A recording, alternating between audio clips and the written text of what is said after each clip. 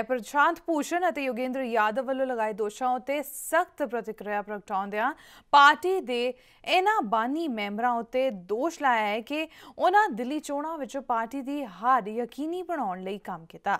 ਉਹਨਾਂ ਦੋਸ਼ ਲਾਇਆ ਕਿ ਪ੍ਰਸ਼ਾਂਤ ਭੂਸ਼ਣ ਤੇ योगेंद्र यादव ਦੇ ਪਾਰਟੀ ਤੋਂ ਵੱਖ ਹੋਏ ਧੜੇ ਨਾਲ ਸੰਬੰਧ ਹਨ।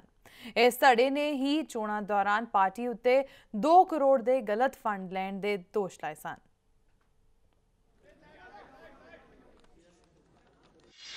दुर्भाग्यपूर्ण है।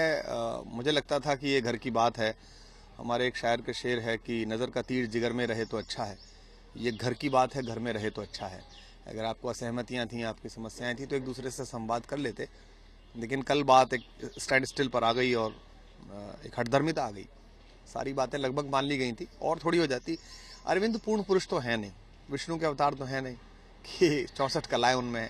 सामान्य मनुष्य है। लेकिन अगर आप लॉबिंग करेंगे और ये कहेंगे कि अरविंद केजरीवाल हटने चाहिए और उनमें संयोजक का मादा नहीं है या वो मुख्यमंत्री पद लायक नहीं है और जो कांग्रेस के प्रत्याशी हैं अजय माकन वो तक उनसे बेहतर हैं, तो ये सब तो पार्टी सहन नहीं करेगी। लेकिन पतझड़ के बाद जिस तरह नई कोपलें फूटती हैं और नया श्रृंगार करता है पेड़, मुझे लगता है कि इस शुद्धिकरण के बाद, इस थोड़ी सी साफ सफाई के बाद पार्टी में अनुशासन लौटेगा और घर के अंदर अपनी बात रखनी है, पोर्टल पे अपनी बात रखनी है, ये बात आएगी। अगर मैं कहूं कि बात नहीं बिगड़ी है तो शायद मैं झूठ बोल रहा हूं। बात वाकई बहुत बिगड़ गई है और ये दुखद है, ये बहुत पीड़ादायक भी है और पार्टी की इमेज को इससे नुकसान भी हो रहा है, इससे धक्का भी लग रहा है। देखिए, मैं ये तो नहीं कहूंगा साथ चलना मुश्किल है, क्योंकि तमाम मतभेदों के बावजूद भी जिंदगी में आदमी को समझौते करने पड़ते हैं और सब साथ मिलकर चलते हैं। मैं तो यही उम्मीद करूंगा कि हम लोग इस क्राइसिस के बावजूद भी, मतभेद के बावजूद भी हम लोग एक साथ रहें, क्योंकि लाखों लोगों की उम्मीदें हमसे लगी हुई हैं।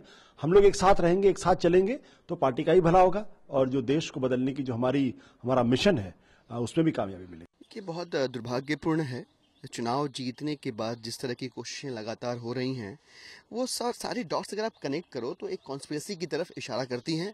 मसलन चुनाव जीतने के बाद शाहिद सिद्दीकी नाम के किसी शख्स का स्टिंग ऑपरेशन आता है फर्जी। इसके बाद जो पार्टी के पूर्व विधायक थे राजेश यार, उनका स्टिंग आता है फर्जी, जिसमें निराधार एक गलत चीज़ को साबित करने का प्रयास किया जा रहा है।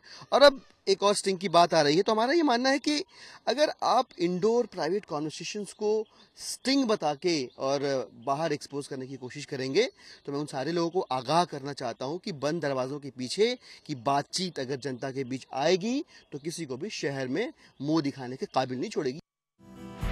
खबरां दी दुनिया विच आओ, साडे नाल कदे भी किते भी जुड़ो। आपां मिलांगे फेसबुक ते, ਅਸੀਂ ਦਿਖਾਂਗੇ YouTube ਤੇ, ਸਾਨੂੰ ਫੋਲੋ ਕਰੋ Twitter ਤੇ। ਖਬਰਾਂ ਨਾਲ ਜੁੜੇ ਰਹੋ ਦਿਨ ਰਾਤ।